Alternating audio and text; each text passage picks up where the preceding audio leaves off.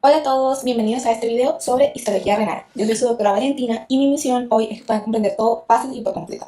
En esta clase vamos a recorrer la estructura microscópica del riñón, entendiendo cómo cada componente participa en la formación de orina y en el mantenimiento de la homeostasis del organismo.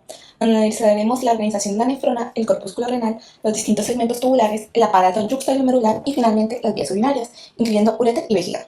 Además, veremos cómo la estructura histológica de cada región está directamente relacionada con su función fisiológica. Así que comencemos desde la unidad funcional más importante del riñón, la nefrona. La nefrona es la unidad estructural y funcional encargada de producir la orina. Cada nefrona está formada por varios segmentos especializados que modifican progresivamente el ultrafiltrado glomerular. Los componentes son el corpúsculo renal, el túbulo contorneado proximal, el asa de Henle, el túbulo contorneado distal, los túbulos colectores, los conductos luminíferos y la papila renal. Cada una de estas estructuras participa en diferentes procesos de filtración, reabsorción y secreción. El corpúsculo está formado por el glomérulo y la cápsula de Bowman, y constituye el sitio donde ocurre la filtración de la sangre. El túbulo contorneado proximal tiene como función principal la reabsorción, aunque también realiza pequeñas cantidades de secreción. El asa de Henle participa fundamentalmente en la absorción del agua y en la generación del gradiente osmótico medular. El túbulo contorneado distal se especializa principalmente en la secreción, aunque también absorbe diversas sustancias. Los túbulos colectores realizan ajustes finales en la composición de la orina y posteriormente la orina pasa a los conductos uriníferos, donde prácticamente ya no se realizan modificaciones significativas. Finalmente, la orina llega a la papila renal para abandonar el parénquima. Microscópicamente, el riñón se divide en corteza y médula. La corteza tiene los corpúsculos renales. Debido a la abundante capilarización del glomérulo, presenta una coloración característica diferente a la médula, como pueden ver. Por otro lado, la médula carece de corpúsculos renales y está compuesta principalmente por asas de Henle, túbulos rectos y conductos colectores. Entre ambas regiones hay estructuras importantes, como los rayos medulares, que son las prolongaciones de tejido que parten de la corteza y se introducen hacia la médula. Las columnas de Bertin son extensiones de la corteza renal que penetran entre las pirámides medulares y se localizan a ambos lados de las pirámides. Hay que tener en cuenta que hay dos tipos principales de nefronas, las subcorticales y las yuxtaglomerulares. Las subcorticales o también corticales tienen los túbulos contorneados largos y el asa de Henle corta, y estas nefronas absorben solutos con mayor facilidad. Las nefronas yuxtaglomerulares tienen los túbulos contorneados más cortos y el asa de Henle larga. Estas nefronas participan principalmente en la absorción de agua y son fundamentales para concentrar la orina. Además, los túbulos contorneados absorben glucosa. Cuando se supera el transporte máximo de glucosa, como ocurre en la diabetes, estas nefronas son las primeras en saturarse y comenzar a perder glucosa por la orina. Una característica única del riñón es la presencia de dos redes capilares consecutivas. La sangre entra al corpúsculo renal por la arteriola aferente y esta se divide formando una primera red capilar, que son los capilares glomerulares, y posterior la sangre sale a través de la arteriola eferente. Este es un sistema porta. Desde la arteriola eferente se origina una segunda red capilar llamada capilares peritubulares. El recorrido es arteriola aferente, capilares glomerulares, arteriola eferente y capilares peritubulares. Las arteriolas aferente y eferente pueden contraerse o dilatarse para modificar la resistencia vascular.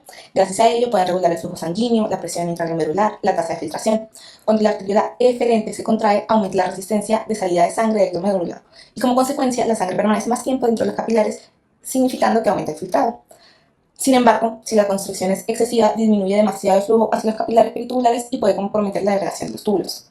Además, la arteriola eferente posee receptores para angiotensina 2, por lo que esta hormona favorece su vasoconstricción.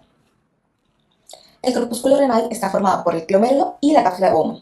La arteriola aferente se ramifica formando un ovillo de capilares glomerulares y posteriormente la sangre sale por la arteriola eferente. El polo vascular es la región donde entran y salen las arteriolas. En esta zona también se encuentra una pequeña porción del túbulo contorneado distal formando parte del aparato yuxtaglomerular. El polo urinario es el punto donde el espacio urinario Bowman se continúa con el túbulo contorneado proximal. ¿Y cómo se forma el ultrafiltrado glomerular? Bueno, la sangre entra por la arteriola aferente y circula por los capilares glomerulares. En este recorrido se filtran agua y solutos y el ultrafiltrado atraviesa la barrera de filtración y cae al espacio urinario de Bowman. Desde allí pasa el túbulo contorneado proximal a través del polo urinario. Microscópicamente, en el glomérulo hay capilares glomerulares, está la lámina basal glomerular, hay podocitos y hay mesangia. Cada capilar posee su propia lámina basal y está recubierto externamente por podocitos. Entre los capilares se localiza el mesangio, que es un tejido conectivo especializado. La cápsula de Bowman posee dos capas, una capa visceral que está formada por los podocitos y una capa parietal que está formada por epitelio plano simple. Entre ambas capas se encuentra el espacio urinario, donde se acumula el filtrado. La barrera de filtración glomerular está compuesta por tres elementos principalmente: el endotelio fenestrado, la membrana basal glomerular y el diafragma de filtración entre pedicelos de los podocitos.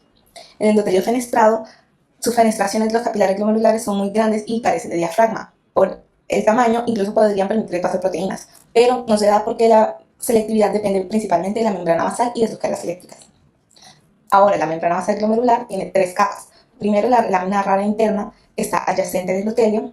Luego, la lámina densa, que está en el centro, tiene colágeno tipo 4, laminina y tanto el colágeno como los glucosaminoglicanos poseen cargas negativas. Como muchas proteínas plasmáticas también tienen cargas negativas, se repelen electrostáticamente y así no atraviesan la barrera de filtración. Y por último, la lámina rara externa, que está adyacente a los podocitos. Está en íntima relación con los podocitos y el mesangio.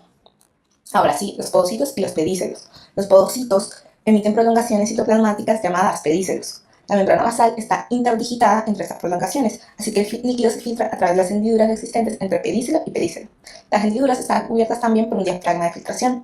Además, tanto la membrana basal como la superficie de los podocitos poseen cargas negativas también que contribuyen a impedir el paso de proteínas. Y el mesangio es el tejido conectivo especializado que sostiene los capilares glomerulares. El mesangio sirve como soporte estructural, regula el área filtrante mediante su capacidad contráctil, elimina residuos y también ayuda a reparar la membrana basal glomerular. Es especialmente importante porque en hiperglucemia puede dañar proteínas de la lámina basal y del glicocálice de los podocitos. Y una característica importante es que la membrana basal no separa completamente la célula mesangial del capilar. Ambas estructuras tienen componentes de la misma lámina basal. Y actualmente se considera que las células intersticiales especializadas cercanas al mesangio participan en la producción de eritropoyetina, ya que están en contacto con los vasos sanguíneos y pueden detectar cambios de la oxigenación tisular. Finalmente, el filtrado siempre se dirige hacia el lado urinario. Los túbulos renales.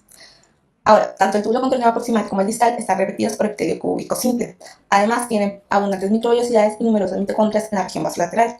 Las mitocondrias suministran el ATP necesario para la bomba de sodio-potasio ATPasa, que es indispensable para generar los gradientes de sodio que impulsan gran parte del transporte tubular. Sin ella no se podría. El túbulo contorneado proximal son células más eosinófilas, así las observamos más rojizas y las podemos identificar. Tienen microvellosidades largas que forman un borde en cepillo muy desarrollado y son muy fáciles de identificar. Como consecuencia, la luz de ellas se ve irregular y parcialmente ocupada. En el túbulo contorneado proximal ocurre la reabsorción de aproximadamente 65 a 70% del agua filtrada, del 70% del sodio, del 70% del cloro, del 70% del potasio y logra reabsorber casi el 100% de todos los nutrientes esenciales, como la glucosa y aminoácidos. La reabsorción se da por transporte activo o secundario dependiente de sodio y por arrastre osmótico pasivo. En el túbulo contorneado distal, las células tienen menos microvellosidades y un citoplasma más basófilo. Por eso se suelen ver más moradas en las tinciones histológicas. Su función principal es la secreción, aunque también participa en procesos de reabsorción selectiva. El asa de Henle tiene 4 segmentos. La parte descendente gruesa, la descendente delgada, la ascendente delgada y la ascendente gruesa. Las porciones gruesas están revestidas por células cúbicas y las porciones delgadas están revestidas por epitelio plano simple. Las porciones gruesas transportan iones desde la luz tubular hacia el intersticio, contribuyendo a generar un medio hipertónico en la médula renal. Este gradiente hipertónico osmótico permite posteriormente la salida de agua, y en las porciones delgadas, especialmente en la rama descendente, el agua difunde desde la luz tubular hacia el intersticio. La presencia del epitelio plano simple lo que facilita la difusión. En los túbulos rectos se consideran rectos todas las estructuras uriníferas que descienden o ascienden por la médula en trayectos rectilíneos, lo que incluye el segmento del asa de Henle y los tubos uriníferos rectos. Los túbulos colectores están revestidos por epitelio cúbico simple en la corteza y epitelio cilíndrico bajo al descender hacia la médula. Tienen dos tipos celulares: las células principales, que son responsables de la reabsorción de agua y sodio, y las células intercaladas, que participan en el equilibrio ácido-base mediante el manejo de protones y bicarbonato. Histológicamente presentan límites celulares bien definidos y núcleos centrales. El aparato yuxtaglomerular es una estructura especializada encargada de regular la presión arterial y la filtración glomerular. Está formada por la mácula densa, las células yuxtaglomerulares, las células mesangiales extraglomerulares y la mácula densa está en el túbulo contorneado distal. Son células más altas y están más agrupadas que el resto del epitelio tubular, por lo que lo podemos identificar en una lámina histológica. Su función es detectar la concentración de sodio en el filtrado, y cuando detecta concentraciones bajas de sodio puede indicar disminución de la presión arterial, que hubo una disminución de la perfusión renal, hipovolemia, deshidratación, shock o hiponatremia. Las células yuxtaglomerulares son células musculares lisas, especializadas localizadas principalmente en la pared de la arteriola aferente. Su principal función es producir y liberar renina. Las células mesangiales extraglomerulares son células musculares lisas modificadas situadas entre la mácula densa y las arteriolas aferente y eferente. Actúan como puente de comunicación celular dentro del aparato yuxtaglomerular porque participan en la regulación de la presión arterial, la regulación de la filtración glomerular y el control de la liberación de renina. Hablando del urotelio y de vías urinarias, una vez formada la orina, esta pasa por diversas estructuras revestidas por un epitelio especializado denominado urotelio o epitelio transicional, también le dicen. Este epitelio se encuentra en los cálices menores, los cálices mayores, la pelvis renal, los uréteres y la vejiga urinaria. Su característica principal es la capacidad de distensión. Cuando el órgano está relajado, presenta más capas celulares. Cuando está distendido, presenta menos capas aparentes. Por eso se dice de transición. Las células de sombrilla son células superficiales del urotelio que reciben el nombre. Estas células pueden cambiar de forma durante la distensión y también presentan uniones ocluyentes extremadamente eficaces que impiden que la orina a través del epitelio regrese al plasma. Es fundamental para que no se de modificaciones no deseadas adicionales de la composición de orina, ya que hay abandonados túbulos distales. En el uréter posee mucosa revestida por urotelio y una capa media formada por músculo liso. Externamente tiene adventicia en la cara posterior y serosa en la cara anterior. La vejiga urinaria también está revestida por urotelio y tiene una gruesa capa muscular lisa. Externamente, la porción superior está cubierta por serosa y la región inferoposterior presenta adventicia. Y listo, con esto hemos recorrido toda la histología renal desde la llegada de la sangre del glomérulo hasta el almacenamiento final de la orina en la vejiga. Recordamos la idea central.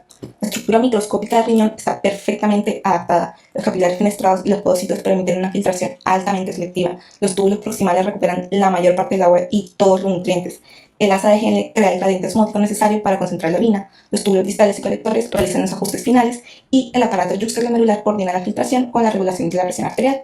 Comprender estas relaciones entre estructura y función es la clave para entender tanto la fisiología renal normal como muchas enfermedades renales que veremos posteriormente. Gracias por ver el video y nos vemos en la próxima clase. Es un placer ayudarlos. Besitos.